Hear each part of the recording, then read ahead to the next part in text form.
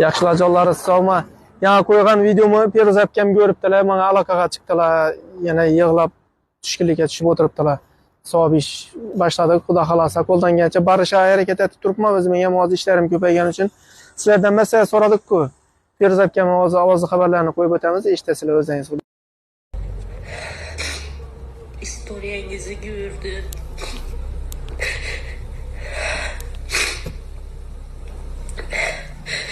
Balam müşekke sen de şu irsen özünü tutalım bana. Allah razı olsun.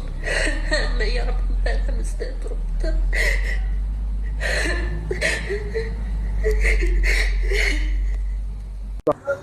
Eshitganlaringizdek, ana Feruz akam ham qisqa bo'lib netib o'tiribdilar. Musofirda yurgan ayol bir o'g'li kasal bo'lgan.